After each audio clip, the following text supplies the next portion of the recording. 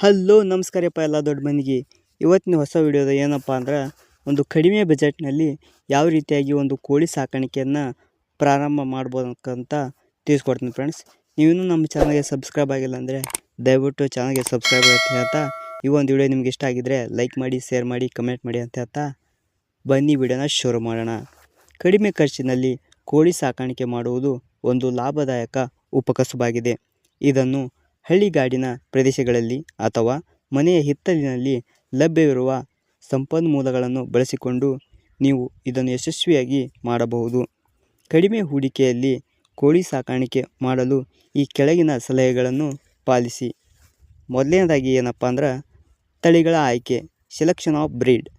ಖರ್ಚು ಕಡಿಮೆ ಮಾಡಬೇಕೆಂದರೆ ನಾಟಿ ಕೋಳಿ ಅಥವಾ ದೇಶಿ ಕೋಳಿಯನ್ನು ಸಾಕಬೇಕು, ಅಥವಾ ಸುಧಾರಿತ ನಾಟಿ ತಳಿಗಳಾದ ಗಿರಿರಾಜ, ಸ್ವರ್ಣಧಾರ ಅಥವಾ ಕಾವೇರಿ ತಳಿಗಳನ್ನು ಆರಿಸಿ. ಇವುಗಳಿಗೆ ರೋಗ ನಿರೋಧಕ ಶಕ್ತಿ ತುಂಬ ಹೆಚ್ಚು. ಯಾವುದೇ ರೀತಿಯ ರೋಗ ಬಂದರೂ ತಡೆದುಕೊಳ್ಳುವಂಥ ಶಕ್ತಿ ಕೂಡ ಇವುಗಳಲ್ಲಿರುತ್ತೆ. ಇವುಗಳು ಹೊರಗಿನ ಪರಿಸರಕ್ಕೆ ಬೇಗ ಹೊಂದಿಕೊಳ್ಳುತ್ತವೆ. ಬಾಯ್ಲರ್ ಕೋಳಿಗಿಂತ ಇವುಗಳಿಗೆ ಆಹಾರ ದುಬಾರಿಯಾಗಿ ಖರ್ಚು ಮಾಡುವ ಅವಶ್ಯಕತೆ ಇಲ್ಲ. ನಿಮ್ಮ ಮನೆಯಲ್ಲಿ ಸ್ಥಳೀಯವಾಗಿ ಸಿಗತಕ್ಕಂಥ ಕಾಳುಗಳು, ದವಸ ಧಾನ್ಯಗಳನ್ನು ಆಹಾರವಾಗಿ ನೀಡಿದರೆ ಸಾಕು. ಇನ್ನು ವಸತಿಯ ವ್ಯವಸ್ಥೆ ಅಂದರೆ ಯಾವ ರೀತಿಯಾಗಿ ಕೋಳಿಗಳಿಗೆ ಒಂದು ಗೂಡನ್ನು ನಿರ್ಮಾಣ ಮಾಡಬೇಕು. ಕೋಳಿ ಗೂಡು ಕಟ್ಟಲು ಲಕ್ಷಾಂತರ ರೂಪಾಯಿ ಖರ್ಚು ಮಾಡುವ ಅಗತ್ಯವಿಲ್ಲ. ಸ್ಥಳೀಯವಾಗಿ ಸಿಗುವ ಬಿದಿರು, ಹಳೆಯ ಮರದ ತುಂಡುಗಳು ಅಥವಾ ತಗಡಿನ ಶೀಟ್ಗಳನ್ನು ಬಳಸಿ ಗೂಡನ್ನು ಕಡಿಮೆ ವೆಚ್ಚದಲ್ಲಿ ನಿರ್ಮಾಣ ಮಾಡಬಹುದು. ಹಳೆಯ ಪ್ಲಾಸ್ಟಿಕ್ ಡ್ರಮ್ಗಳು ಅಥವಾ ಮಣ್ಣಿನ ಕುಂಡಗಳನ್ನು ಮೊಟ್ಟೆ ಇಡಲು ಬಳಸಬಹುದು. ರಾತ್ರಿಯ ವೇಳೆ ಗಾಳಿ ಮತ್ತು ಮಳೆಯಿಂದ ರಕ್ಷಣೆ ಸಿಗುವಂತಿದ್ದರೆ ಅಷ್ಟೇ ಸಾಕು. ಮೂರನೆಯದಾಗಿ ಆಹಾರ ನಿರ್ವಹಣೆ.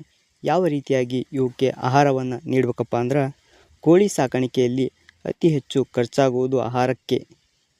ಇದನ್ನು ಕಡಿಮೆ ಮಾಡಲು ಮುಕ್ತ ಪದ್ಧತಿ ಅಂದರೆ ಕೋಳಿಗಳನ್ನು ಹಗಲು ವೇಳೆ ಹೊರಗಡೆ ಬಿಟ್ಟು ಮೇಯಿಸುವುದು.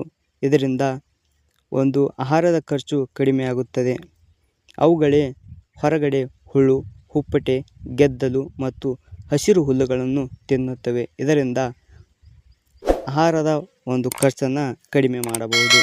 ಹಾಗೆಯೇ ಮನೆಯಲ್ಲಿ ಉಳಿದ ಆಹಾರ, ಮನೆಯಲ್ಲಿ ಉಳಿದ ಅನ್ನ, ತರಕಾರಿ ಸಿಪ್ಪೆ ಮತ್ತು ಧಾನ್ಯಗಳನ್ನು ನೀಡಬಹುದು.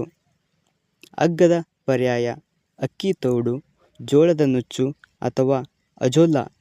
ನಾವು ಹಿಂದಿನ ವಿಡಿಯೋದಲ್ಲಿ ಅಜೋಲಾ ಯಾವ ರೀತಿಯಾಗಿ ಮಾಡಬೇಕಂತ ಕಂಪ್ಲೀಟಾಗಿ ತಿಳಿಸ್ಕೊಟ್ಟಿದ್ದೇವೆ. ಆ ವಿಡಿಯೋ ನೀವಿನ್ನೂ ನೋಡಿಲ್ಲ ಅಂದರೆ ಕೆಳಗಡೆ ಡಿಸ್ಕ್ರಿಪ್ಷನ್ ಬಾಕ್ಸ್ನಲ್ಲಿ ಆ ವಿಡಿಯೋದ ಲಿಂಕನ್ನು ಕೊಟ್ಟಿರ್ತೀವಿ. ಆ ಮೂಲಕ ಲಿಂಕನ್ನು ಕ್ಲಿಕ್ ಮಾಡೋ ಮೂಲಕ ಆ ಒಂದು ವಿಡಿಯೋನ ನೋಡಬಹುದು. ಅಜೋಲಾ ಎಂಬ ಜಲಸಸ್ಯವನ್ನು ಬೆಳೆಸಿ ಆಹಾರವಾಗಿ ನೀಡಬಹುದು. ಇದು ಪ್ರೋಟೀನಿಂದ ಸಮೃದ್ಧವಾಗಿದೆ. ಇನ್ನು ನಾಲ್ಕನೆಯದಾಗಿ ಆರೋಗ್ಯ ಮತ್ತು ರಕ್ಷಣೆ.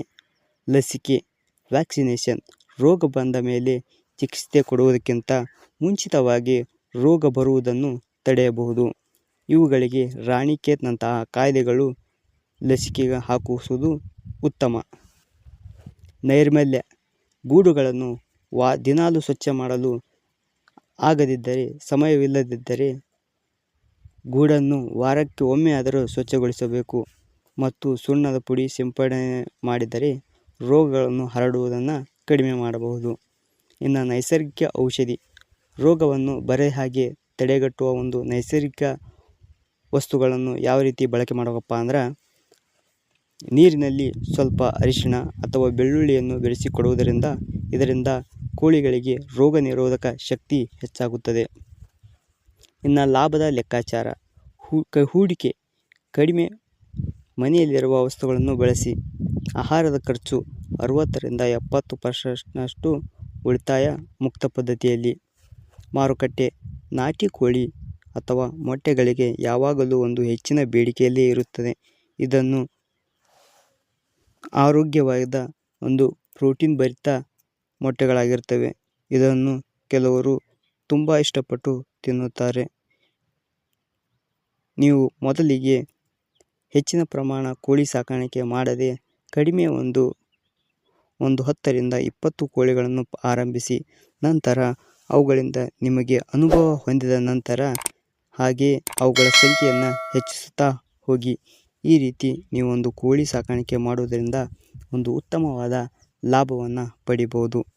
ಈ ಒಂದು ವಿಡಿಯೋ ನಿಮಗೆ ಇಷ್ಟ ಆದರೆ ಲೈಕ್ ಮಾಡಿ, ಶೇರ್ ಮಾಡಿ, ತಪ್ಪದೇ ನಮ್ಮ ಚಾನಲ್ನ ಸಬ್ಸ್ಕ್ರೈಬ್ ಮಾಡಿ. ಹಾಗೆ ನಿಮಗೇನಾದರೂ ಈ ಒಂದು ವಿಡಿಯೋದಿಂದ ಏನಾದರೂ ಡೌಟ್ಗಳಿದ್ದರೆ ಕಮೆಂಟ್ ಮೂಲಕ ನಿಮ್ಮ ಒಂದು ಉತ್ತರವನ್ನು ತಿಳಿಸಿ ಅಂತ ಹೇಳ್ತಾ ವಿಡಿಯೋ ನೋಡಿದ್ದಕ್ಕಾಗಿ ಧನ್ಯವಾದಗಳು.